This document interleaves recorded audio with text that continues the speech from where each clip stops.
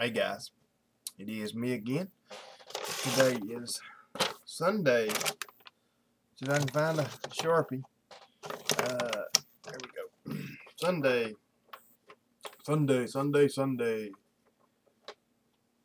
You guys remember those ads, like the old drag race ads when you hear it on radio? Anyway, today's Sunday, December the 11th, day 3:45 on our Project Serve Him More. Man, I just noticed it's only 3 more days to Mom's birthday. Too bad I'm flat broke and probably won't be able to get her nothing. Well, I'm not flat broke at the moment, but I will be. The 15th of the month, I've got more obligations to be met. My Identifix is due. My Identifix payment, it's due on the 15th. My IATM payment is due every 3 months on the 15th. And, of course, December is one of the months that it's due. It's due quarterly. So I've got to pay both of those this week. And by the time I pay my Snap-on Man and some other stuff I've got to buy. I spent $100 yesterday at church working, buying cables and that kind of stuff. I've still got to buy blank CDs. I've still got to buy 3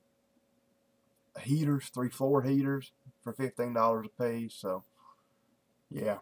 Matter of fact, I figured it up a while ago. I'm $125 short on what I've got to spend this week than what I've got. So, I'm just going to depend on the Lord to bring it to me. But anyway, guys, I want to thank you guys for being here.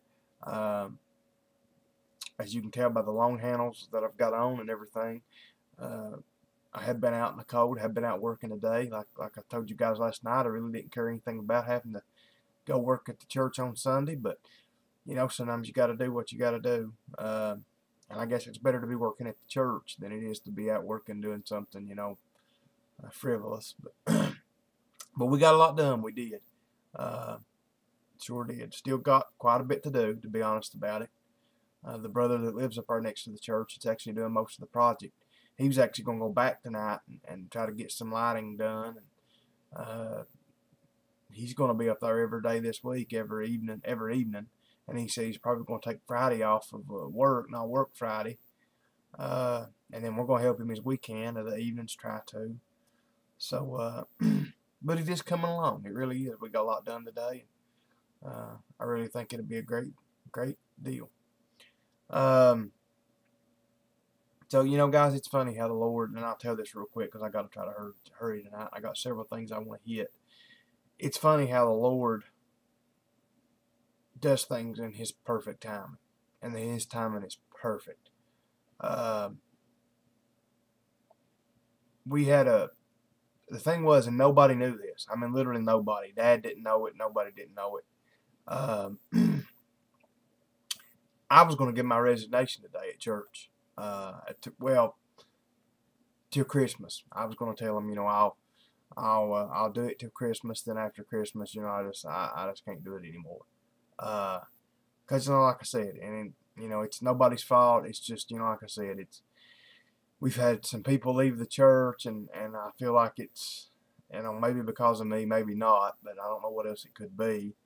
And just like I said, and I know it's part of a church. You're going to have people leave. You're going to have people that you can't satisfy if you fed them with a gold spoon.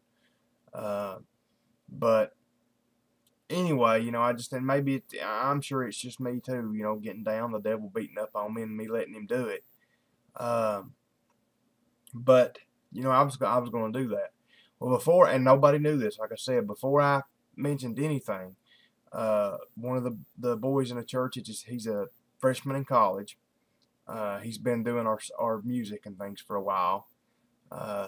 He stepped up today and said, that he felt like the Lord was wanting him to do more, make more of a commitment, and that he was going to be the praise and worship leader of the church. That if he would, because the woman that left back in the summer, that was actually the founding pastor's wife, she was the kind of the song leader, praise and worship leader. And he said that if that was all right with everybody, he was gonna step up and do that.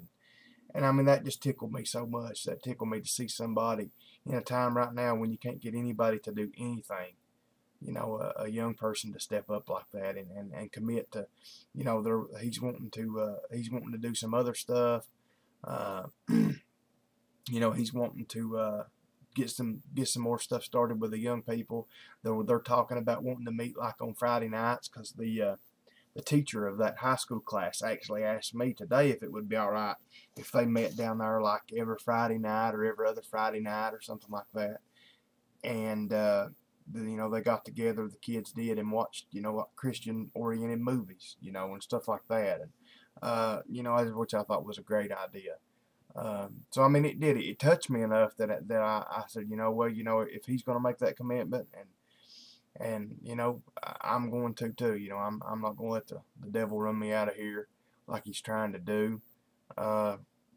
So you know, like I said, it just, you know, when the pastor's wife, you know, when she left, I mean, that bothered me so bad that I still can't hardly stand it.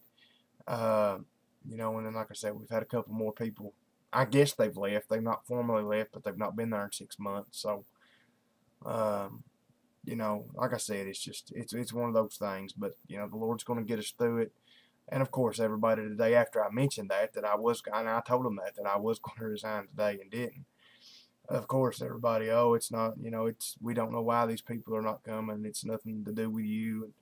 You know, I don't know, but like I said, it's the Lord is perfect in His timing. So anyway, guys, enough of that. I did want to mention one more thing that irks me tonight before we get into a reading. I tell you, people and their science and their, why is it that people that are atheists, these scientific people, and I'm not talking about just scientists, I'm talking about people that are brainwashed by this stuff. You know, they are just so outrageous and so outspoken, and what gets me, and what I'm getting at, guys, there's a guy, and I'm not going to mention any names. I'm sure he don't watch these videos of mine as stout, as anti-God as you can tell that he is. But he, I'm not going to say his YouTube channel name, but he watches Darren's videos. He's the one that I mentioned to you guys a while back that made that smart aleck remark to me. You know, that when I put God bless on one of his videos. Well, anyway, Darren was talking about, and I'm sure Darren will see this, and brother, if you do, I'm not trying to get nothing stirred up, but this just irks me. Darren was talking about on one of his videos about there was a guy actually that had went running and was talking about how you kind of get a natural high off of it. And Darren said basically, you know, that's probably the same high that you get. He said when you die and come back, like I have done, I think 3 times. He said, you know, when basically you get killed and come back, you do that, you have that high and stuff. And anyway, this guy wrote on that video, he was, you know, just basically saying, oh, you know, I doubt that you died and came back or something. If you did, you'd been the first person in history and all this. And he went into all this, scientists say this and scientists this and scientists that.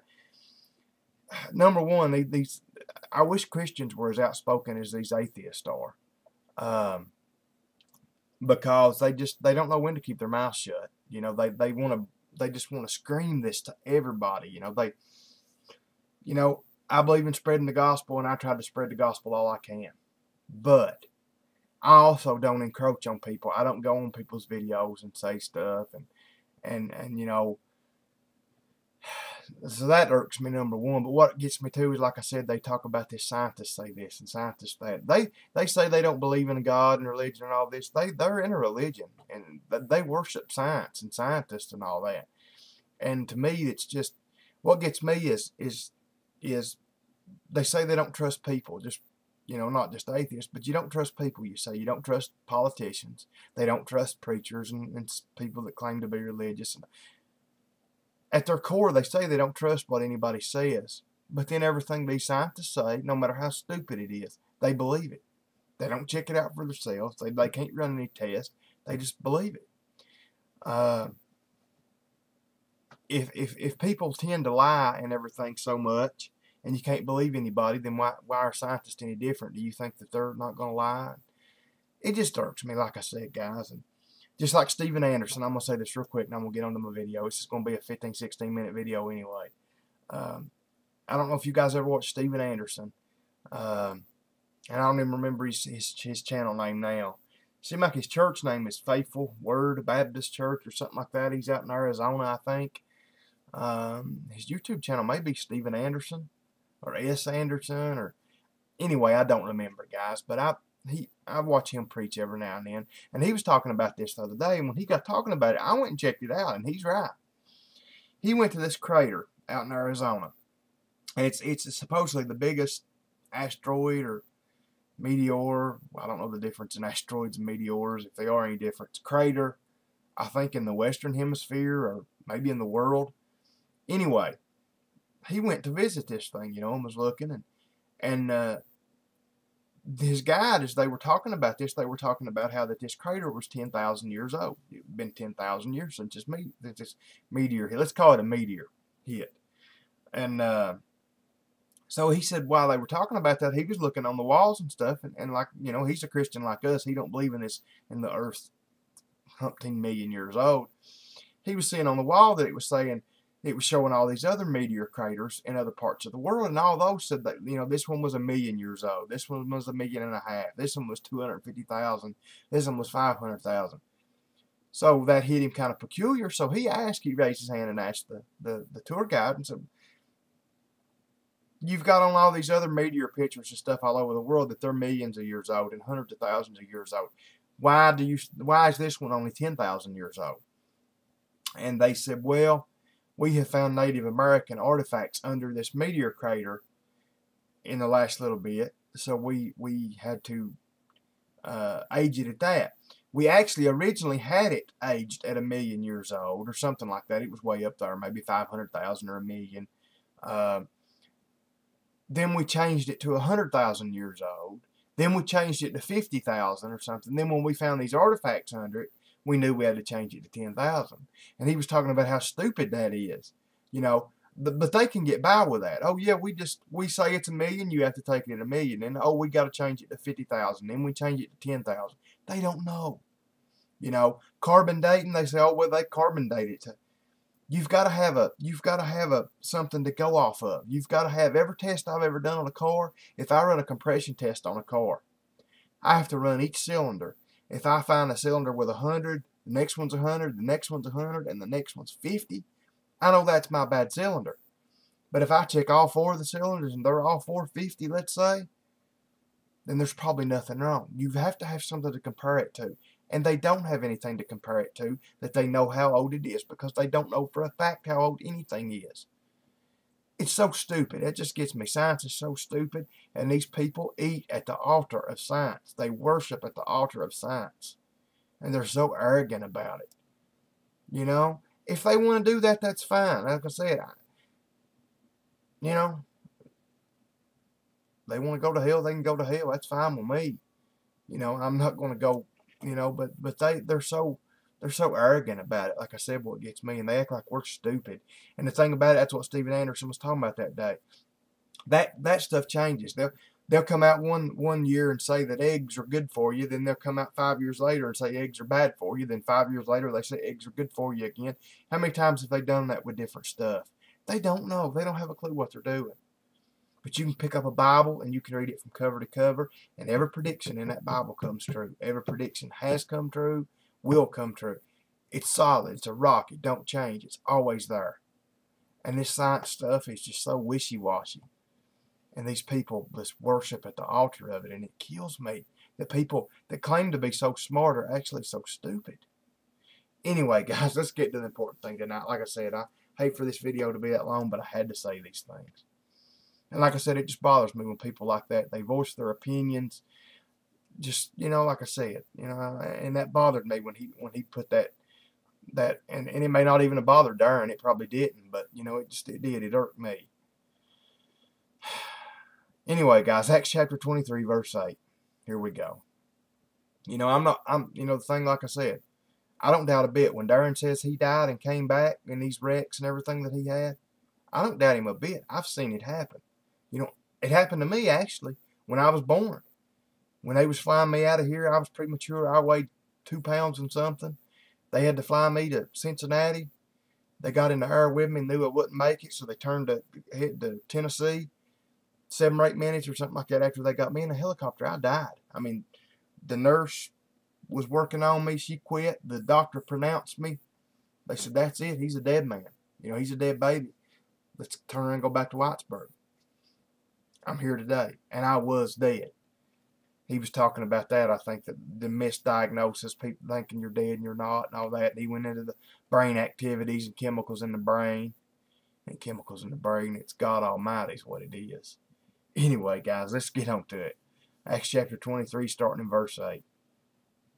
For the Sadducees say, you know, guys, sometimes on these videos at night, I don't know, I think especially if I get on my soapbox like I did tonight and get to preaching a little bit, I don't think it would hurt anything not to even have any scripture, you know, but I'm gonna do it anyway. For the Sadducees say that there is no resurrection, neither angel nor spirit, but the Pharisees confess both. And there arose a great cry, and the scribes that were of the Pharisees parted arose and stove, saying, We find no evil in this man. But if a spirit or an angel has spoken to him, let us not fight against God. And when there arose a great dissension, the chief captain, fearing lest Paul should have been pulled in pieces of them, commanded the soldiers to go down and to take him by force from among them and to bring him into the castle. And the night following the Lord stood by him and said, Be of good cheer, Paul.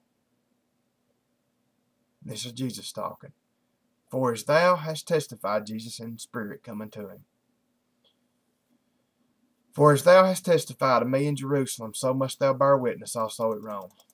And when it was day, certain of the Jews banded together and bound themselves under a curse, saying that they would neither eat nor drink till they had killed Paul. Boy, they were real holy men, ain't they? Hypocrites, which we're all hypocrites. That's the thing about it. We're all hypocrites sometimes. We all sin, but we just got to realize that when we do and ask forgiveness for it, that's the difference, and not make a habit of it. And when they were more than 40 which had made this conspiracy, and they came to the chief priests and elders and said, We have bound ourselves under a great curse, that we will eat nothing until we have slain Paul. Now therefore you with the council signify to the chief captain that he bring him down unto you tomorrow, as though ye would inquire something more perfectly concerning him. And we, or ever he come near, are ready to kill him. And when Paul's sister's son heard of their lying in wait, he went and entered into the castle and told Paul. And Paul called one of the centurions unto him and said, Bring this young man unto the chief captain, for he hath a certain thing to tell him. So he took him and brought him to the chief captain and said, Paul the prisoner called me unto him and prayed me to bring this young man unto thee, who has something to say unto thee. And guys, we'll start right there tomorrow. I've not even looked at my timer yet. We may be over 20 minutes. 17 something. I've made them longer, I guess. I'll be honest, guys. I wish these didn't take so long to upload. I mean, you know, with my account is set up to, you know, I can upload a video an hour long if I want, but this takes so long to upload. But I wish it didn't, because I would. No joke, I wouldn't care to spend a half hour at a time with you guys. I know most of you probably wouldn't like it. You don't have time to watch half-hour videos, but anyway, guys, I hope you got something out of what was said here tonight. Guys, as usual, pray for me. You know, like I said, pray for me with concerning this church deal. Like I said, I know that the Lord's doing something good. He's going to do something good with this nativity. He's going to do something good with the church. I know He is. He keeps saving us too much. He keeps pulling our butts out of the fire too much. You know, it's just like I said. It just, you know, it gets to me when you can't get anybody to show up. You can't get like this for this nativity. I heard some people say today, and we only had a few people there. I heard one person say they wasn't going to be able to be there this weekend. You know, and we've had this scheduled for months. You know, it ain't like it's something they didn't know about. I heard another person say that they were going out of town, which I don't know. It was a fairly close trip, so they may have been coming back. I don't know, probably Christmas shopping. But, you know, I'm like, you know, we've had this scheduled for months for these people, you know. You know, do you have to go Christmas shopping the week? You know, you've had time to do it. You've got time after that to do it. Do you have to go, you know, the weekend that we're doing this and already shorthanded? But I don't know. Like I said, it just irks me that literally half or 3/4 of the people that's going to be in this nativity scene are not even members of our church, because I cannot get the members of the church to be in it. And that bothers me so bad that I can't. I don't know whether to spit or draw cotton.